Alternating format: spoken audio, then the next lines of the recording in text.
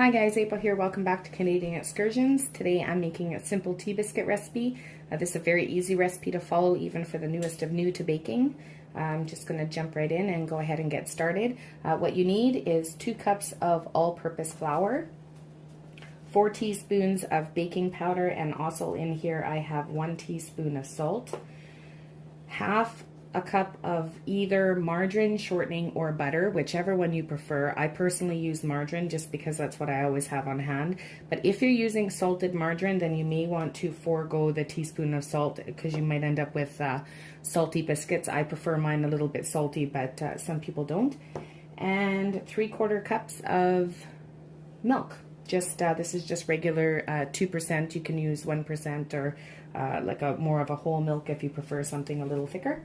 And that's it. So we're going to go ahead and jump right in. So just go ahead and throw in your flour.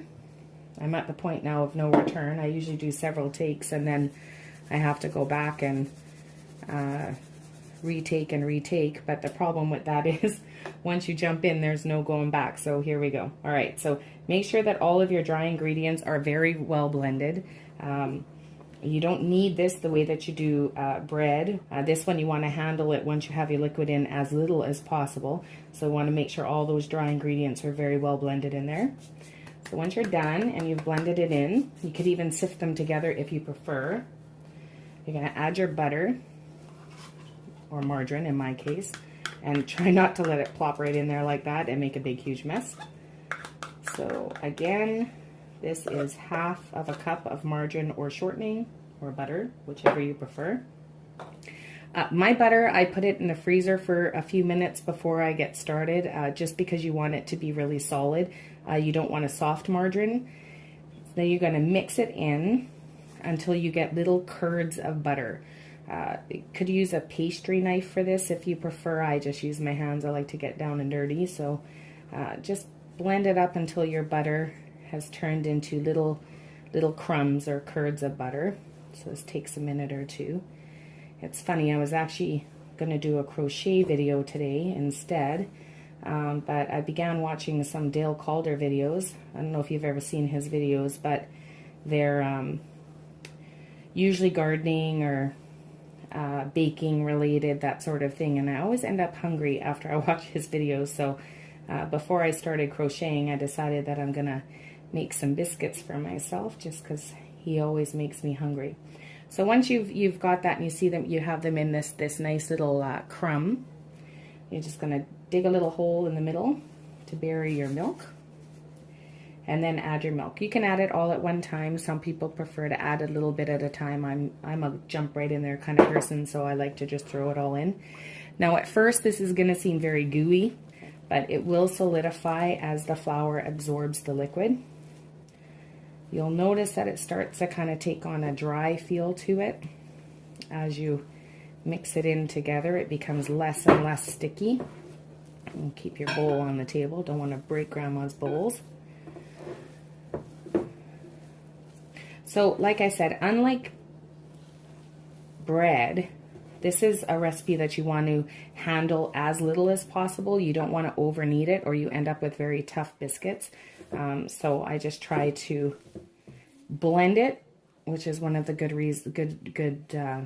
reasons why you blend all your dry mixture in advance.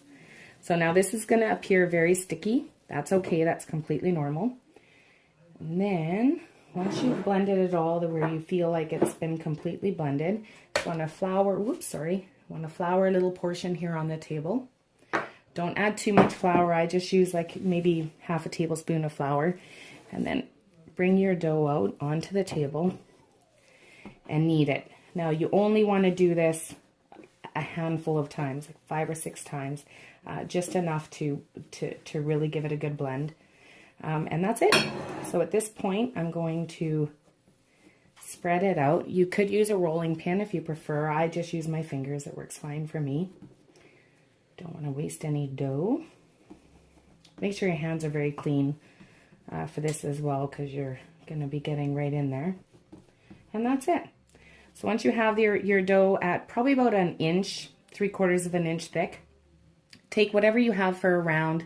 I have every shape of cookie cutter in my house except for a round.